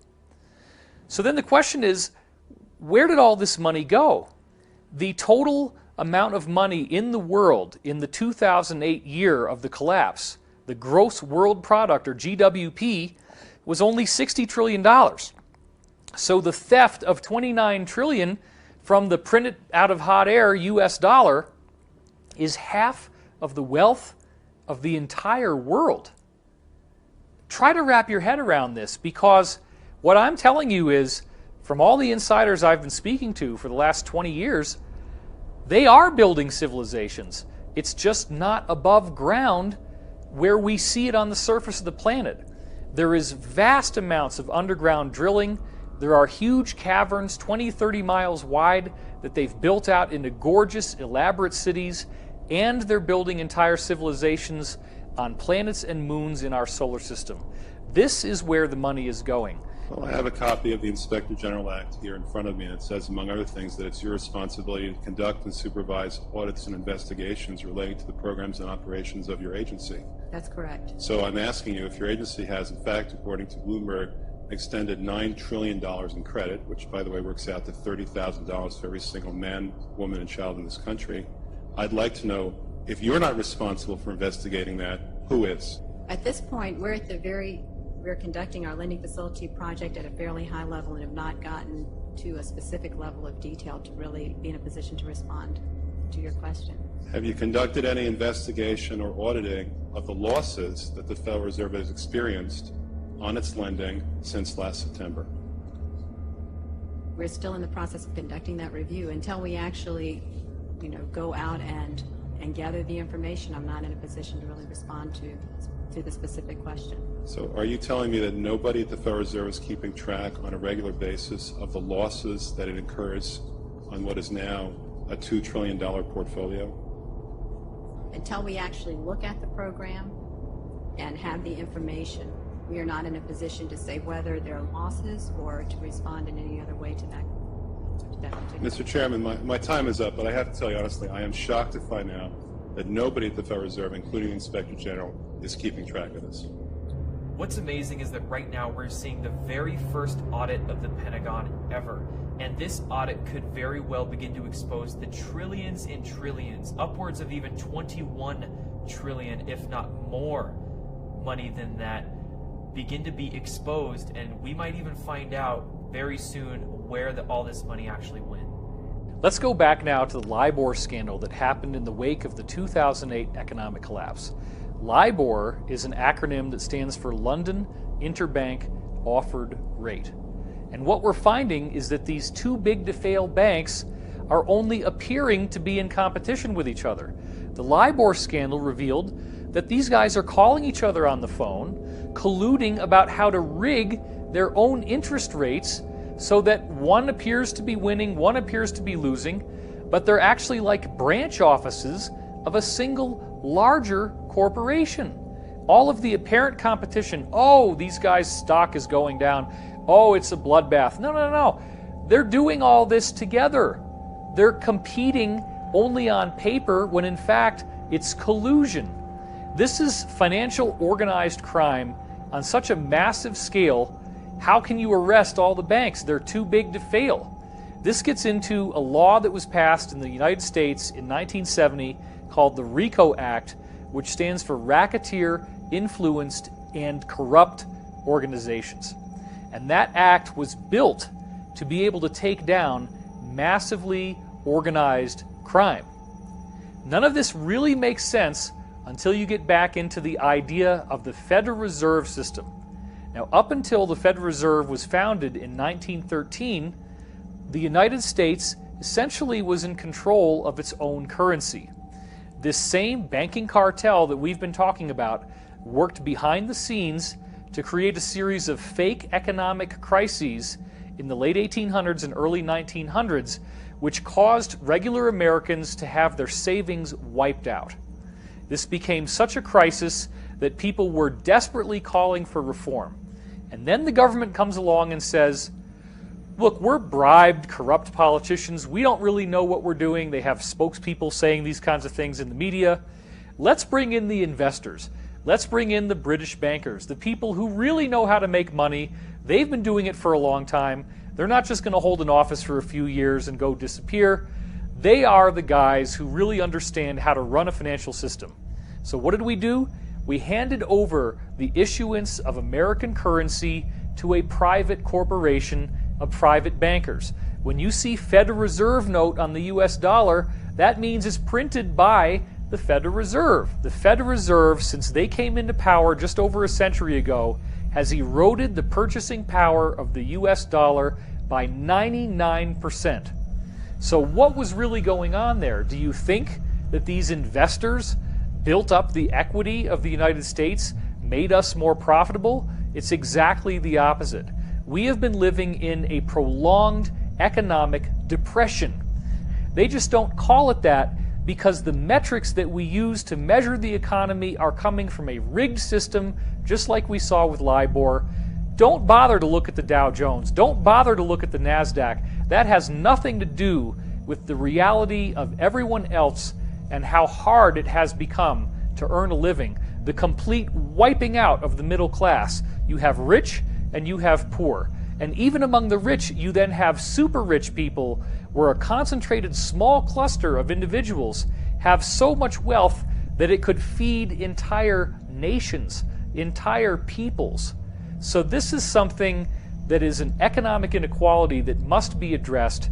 And the only way that we're ever really going to learn this is by a collective, massive understanding. I say the elite powers in control, which is really the same as these central banking dynasties that are basically sitting over the nations. They are a form of global government, except that they are not government at all. They're just dominants. They are dominants. They are the ones that issue the orders to all the nations. As we saw clearly in 1947, after Roswell, we saw these elite powers in control issue these orders to all the nations that anything real that comes up in regards to alien visitors or UFOs must immediately be covered up at all costs, no matter what. And that was the first, that was how that wall, the embargo of truth, that Berlin Wall went up originally in 1947. And that's an example of them in action over the nations. And that's the reason why disclosure and the images that conjures up in our minds is not a real thing, really, because the nations, whether you're talking about the United States or any place else, they don't have the actual agenda of aliens to reveal. They're not on the inside of that. They really aren't. Nations just follow orders. That's all they do. And that's what they're doing now, and that's what they always do. And when you see them all doing something strange or something that seems out of the ordinary, it's because they're following the orders of the elite powers in control. We stand at the birth of a new millennium, ready to unlock the mysteries of space, to free the Earth from the miseries of disease, and to harness the energies, industries, and technologies of tomorrow. A new national pride will stir our souls, lift our sights, and heal our divisions. It's time to remember that old wisdom our soldiers will never forget, that whether we are black or brown or white, we all bleed the same red blood of patriots.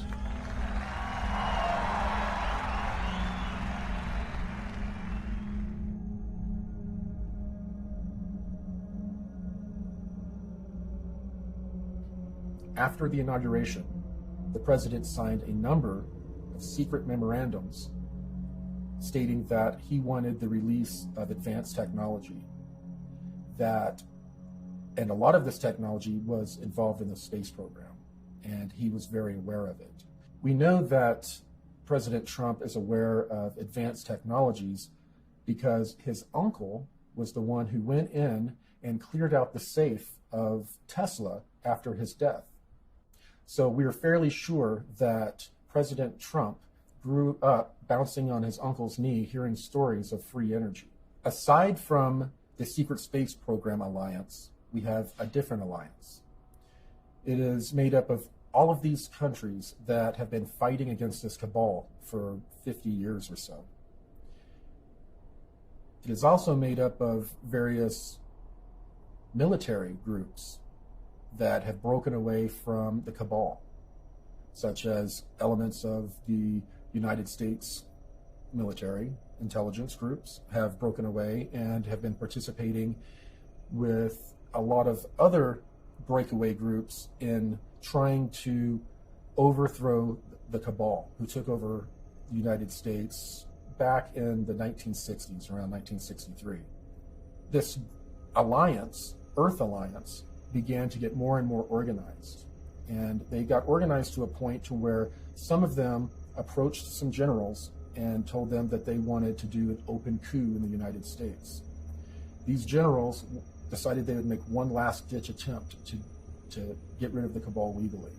And that's when they approached Trump, allegedly, to run for president and allow them to legally get the country back, basically. The alliance is an international group. It is a confederacy. There are lots of different factions, some of which agree, some of which do not agree, about the only thing that they all have in common is they want to see this satanic, pedophile, elitist cabal come down in flames. They do not want these people trying to kill off most of the planet, trying to control all of this immensely high technology. The alliance also consists of a surprising majority now of personnel in the U.S. military and in the U.S. intelligence community. So we're going to have to deal with the fact, sooner or later, and probably sooner, that not everybody in the government is bad. This is part of the psyop that was put out through movies and through media to get us to completely distrust all levels of society, all of the institutions, so that no one will ever be able to oppose these people. You're not going to do this by a bunch of keyboard warriors on the internet. They're not going to actually take the solid action that needs to be taken. What you do need to see is what we now are counting up in August 2018 as 45,000 sealed indictments. Now this is on the official U.S. government court record. You can go to the pacer.gov website, which lists all of the lawsuits and all of the indictments filed in all of the different districts in America, and just count up the sealed indictments. The official count, the undisputed count, is 45,000, and the normal number for any given year is approximately 1,000. Now this is a very, very big story that people are really not seeing exactly how awesome this is. Let's talk about what do you have to do to get a sealed indictment. Okay, a sealed indictment is the result of a secret grand jury proceeding. Now what is a secret grand jury? A secret grand jury requires a panel of 12 to 23 U.S. citizens who are then given information and testimony from a prosecutor. The prosecutor is prosecuting a particular individual who is not invited to the proceedings, has no idea this is going on. And in legal terms, that's called ex parte. So he or she is testified against by the prosecutor, and then the jury has to decide if there is sufficient cause to prosecute this person with a crime. In which case, they file a sealed indictment. The indictment stays off the record. You don't get to know the person's name until they unseal it, at which point the person is immediately arrested.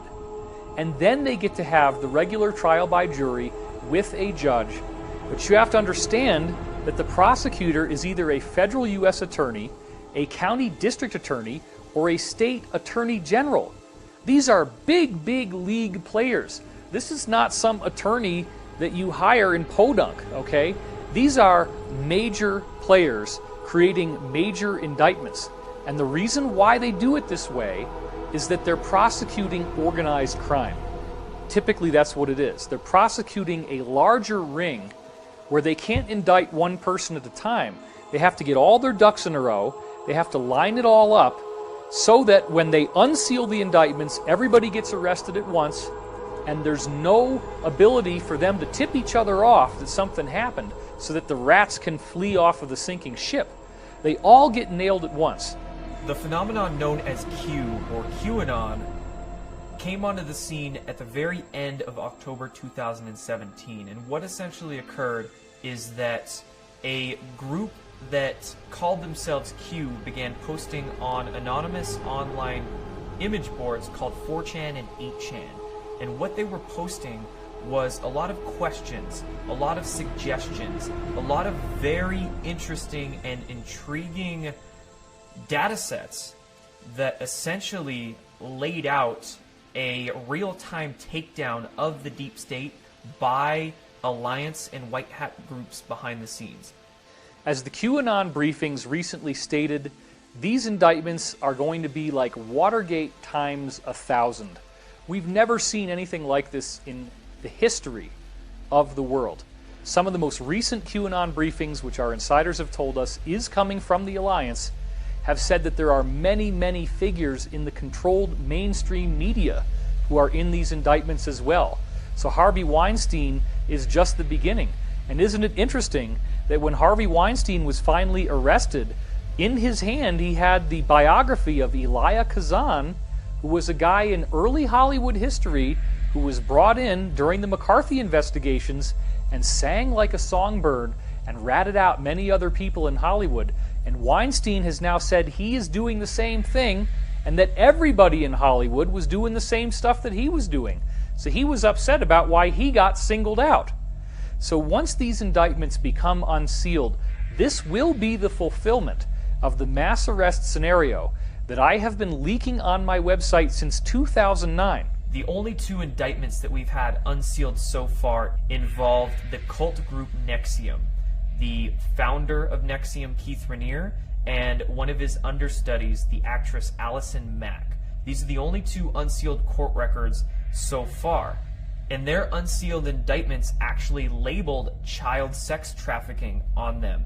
And NXIVM has found to be a hotbed of cult activity, of ritual abuse, and of child sex abuse even. So if these are the only two records that have been unsealed so far, and they are taking down names of this caliber with charges of this caliber, we can only imagine what the rest of these unsealed indictments are going to show us. This is nothing new. It didn't start with the QAnon briefings, has nothing to do with who's president of the United States right now. This is a decades-long effort in the making, and they have tried and tried and tried in various ways to get this to work. They've had consistent failures, and now they're being much more systematic and much more methodical. It's all going to be done legally. All of the indictments are totally bona fide, and it's just that once this finally happens, it will be something we have never seen before in all of American history, a true second American Revolution. One of the things I learned as an FBI agent is not that I learned to believe in conspiracies more. What I learned to know is when I am caught up in a river of deception and everybody else around me is being taken on the same current and we're all being taken in one direction, and suddenly one guy has to stick his head up and say, this isn't right. This is all wrong. We're all just being fed garbage and we're not being told the truth. Well, how is it that technology in today's age, our technology has moved forward by leaps and bounds in so many areas, yet we're still driving, the entire world is still driving automobile that function essentially on the same technology that they have for 100 years. 100 years, and we're still using fossil fuels to fill up our gas tanks. How is that possible? That has not moved forward hardly one iota. I mean, they blend the stuff sometimes, but I mean, essentially, technology has been stuck for 100 years. Well, that's because that's one of the economic factors from the globalists that is so dead set against distributing real energy, which is free energy, which we know was discovered during Tesla's time. So Nikola Tesla is known, of course, for delving into free energy or zero-point energy sciences, but funny enough, near the end of Nikola Tesla's life, he was actually delving into anti-gravity research. And unfortunately, Tesla didn't have enough time nor money towards the end of his life to be able to continue his research into anti-gravity, but he passed along his knowledge to a man named Otis Carr. And funny story about that, Nikola Tesla was staying in a hotel in New York near the end of his career, and during his stay at this hotel, he befriended one of the workers that was there, and that was Otis Carr. And they courted a relationship, and Nikola Tesla actually felt comfortable enough to begin sharing some of his research with Otis Carr. Now, Otis Carr then went, after Nikola Tesla's passing, to develop this research out a little bit more so, and Otis Carr actually developed what was called the OCT-X1, I believe, and it was actually a flying saucer craft that was piloted with the consciousness of the individual, and he did, supposedly, actual experiments that were successful in navigating both space and time with this craft. So we could say Otis Carr actually was the first person to develop begin to develop a civilian-based space program. But he was essentially run out of business and was not able to continue the work he was doing because the military-industrial complex suppressed his work. But the same forces that destroyed that, I mean, at that time, supposedly it was Thomas Edison, who was a part of the global system. I mean, he was the original fossil fuels and normal electricity system, and he was just a front man to destroy Tesla and destroy his because the efforts to destroy his patents came from national government, not just Edison and his private conglomerate that had billions of dollars even at that time. And the reason for that is why? Because this effort to repress free energy was coming from the elite powers in control, the ones that sit on top of everybody and tell everybody, we got to stop this. And what we're seeing today, of course, is that free energy is like a dam that they're sprouting leaks, and it's getting ready to burst forward because it is coming. It's coming really soon because it's been out there for so long. And I think we're getting to the point where it is going to come forward. And it's going to come forward maybe from several sources at the same time because the pressure has built up so much from so many different sources. So I think we are going to get it very soon. I was asked to give a paper at Vandenberg Air Force Base to the American Institute of Aeronautics and Astronautics. And their normal request would have been, tell us how you're trying to get new business using advanced technology. In other words, that was my job, to run 250 guys with different disciplines to try to get new business. But instead, I surprised them by saying, I want to give a talk called The Giant Discoveries of Future Science. And there was a moment of silence, and okay. So I developed this talk, and in this talk, what I established was I distinguished the difference between engineering and science. Engineers being people who want to build something and make it work. They don't really care how to get there. And the scientists who want to know the, quote, truth underneath. And I made that distinction, and then I gave examples of 10 scientific facts that are essentially established.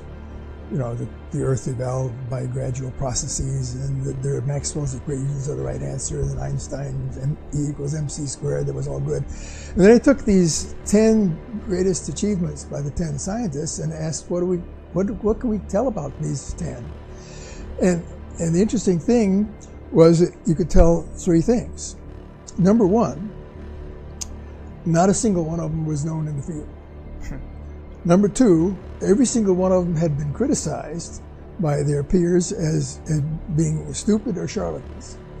And number 3, the average age was 23 when they made their discovery. So I took that thought and wrote down a list of what I thought were the 12 greatest discoveries of the future that we had to attack. And the first one was how the UFOs work.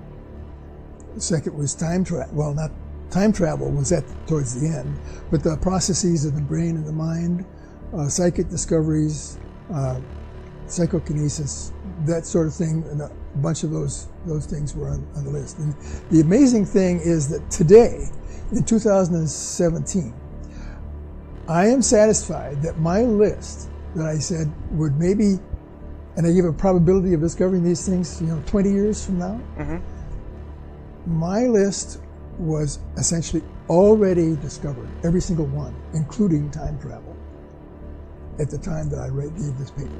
My engine's complete. I rebuilt it. I have the entire package setting and outsourced on the servers around the planet. Upon my death, the servers dump everything onto the web. And I mean everything. Blueprints, schematics, diagrams, list of materials, list of tools, list of suppliers that will help you get the tools. Dimensions, 3-dimensional working models. You'll be able to any normal lab would be able to reconstruct this thing, get the same results I did. And I want that done because that will be validation of technology. But once it's built, it's not going to sit there. They're going to use it. And I expect in a year's time, once that kind of technology is dumped, they build it, they start using it, oil is reduced to a lubricant planet-wide, and that's it. That's the first step. Imagine what happens next. I don't want to be around. That's the reason it would be a media circus, and I just not into that. So I'll just leave it behind, and y'all can play with it and do with what you want.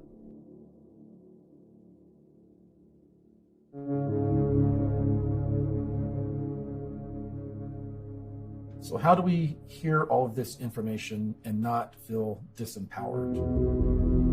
How does it not feel hopeless? Well, I look back when I start to feel hopeless to the reports of legitimate ET contacts that have occurred in the 40s, 50s, and 60s. In all of those reports, the ETs asked 2 things: grow spiritually or expand your consciousness, and demand the release of suppressed technologies from your governments. Those are the 2 things that we can focus on. If we begin to organize and demand the release of suppressed technologies, they will have no choice. If we focus inwardly on whatever our religion is, becoming the best human being that we can, and expanding our consciousness beyond our comfortable belief systems, when we do those 2 things, we are going to gain the freedom that we desire.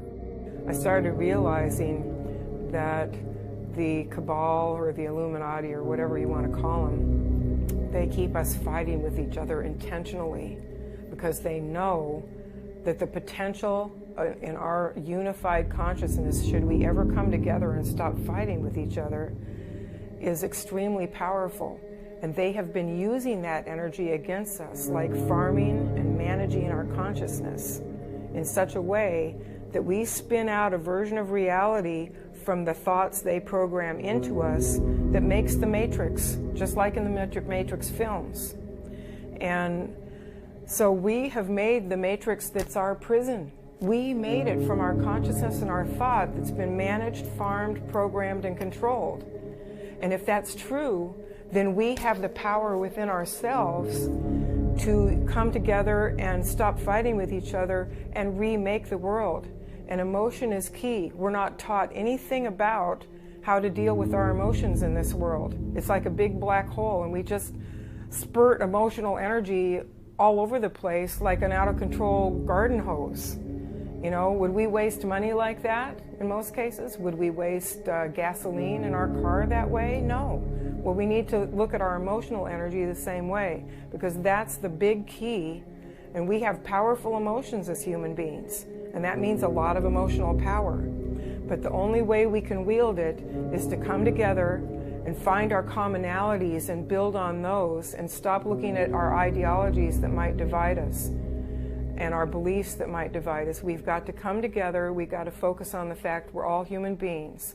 We all have hearts and souls and conscience.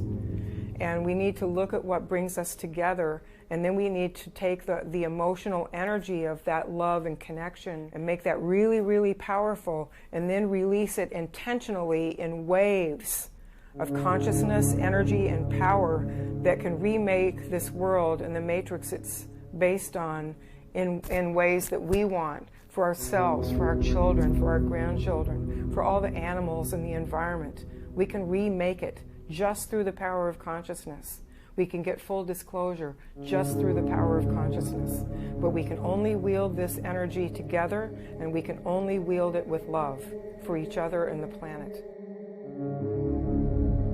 We're at the early stages of this movement, and every movement, whether we're talking about the civil rights movement, the abolition movement, the women's rights movement, it's always, once it reaches a kind of like a critical mass, then the political changes happen. So this is a very, very compelling story. I do believe that it's time for all of us to take a stand. We cannot simply step back and allow all these things to happen. Even if we don't fully believe everything that the people in this movie and other insiders like them have been saying, it's worthy of our consideration. Can we really afford to be so ignorant as to turn our backs on this information? We don't have the time to sit around and argue about whether this information is true. The planet is dying. We have economic collapse. We have mass starvation. We have the largest mass extinction since the collapse of the dinosaurs. Our ecosphere is collapsing. We see the lack of water. We see ever-increasing global temperatures, and no one really is doing anything about it. The entrenched power structure stays the way it is. We're still burning fossil fuels. We're still not getting access to these amazing technologies. If we do get full disclosure, now the dam breaks. Now we're in a totally new reality, which very well could be the golden age that was promised to us in so many different ancient teachings and traditions. I do believe that in our lifetimes we will see the full disclosure of the so-called forbidden technology. We will become a truly galactic civilization, and we will do this with the cooperation of people in the military, people in the intelligence community, people who were working for the cabal and have decided to break away from all that, become insiders, and be the change that we want to see in the world. This film is an embodiment of that global movement. This film is the red pill that wakes you up to what's really going on in the world. They do not have the staff to fight us. The cabal is losing. We are on the winning side of history. We are moving forward step by step, and at some point this is all going to break open. So when we raise consciousness, when we come together as a group, when we create this initiative, when we define what we want, by having that be our state of mind, we are literally transforming this planet into the golden oasis that it was always supposed to be, and the breathtaking future that we have been hearing about from so many ancient traditions. Whether you want to call it ascension, the golden age, whatever it is, I do believe it's possible, and it is up to us to co-create this amazing reality. Power in defense of freedom is greater than power in behalf of tyranny and oppression, because power, real power, comes from our convictions, which produce uncompromising action. Every daring attempt to make a great change in existing conditions, every lofty vision of new possibilities for the human race, has been labeled utopian. Like it or not, everything is changing. The result will be the most wonderful experience in the history of humanity, or the most horrible enslavement that you can imagine. We must draw our strength from the very despair in which we have been forced to live. We were born with potential. We were born with goodness and trust. We were born with ideals and dreams. We were born with greatness. We are the universe in ecstatic motion, and it does not require many words to speak the truth. The ultimate end of all revolutionary social change is to establish the sanctity of human life, the right of every human on the planet to liberty and well-being. Do not allow yourself to get lost in the fear of change. Remember, the wound is the place where the light enters you. We are here to laugh at the odds and live our lives so well that death will tremble to take us.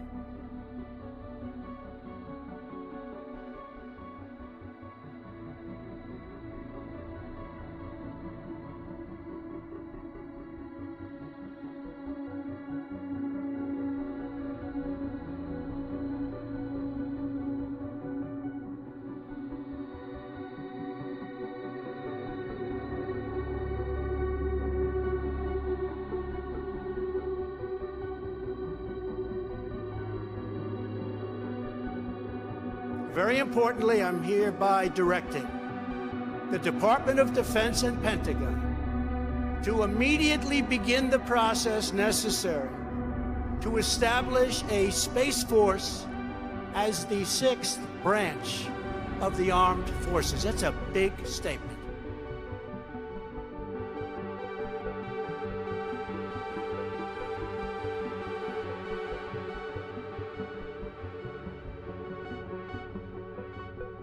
If you are willing to come forward with information regarding suppressed technologies, you can do so anonymously through secretspaceprogram.com. We have end-to-end encrypted communication options available and a Tor site that supports dead drops of any file types.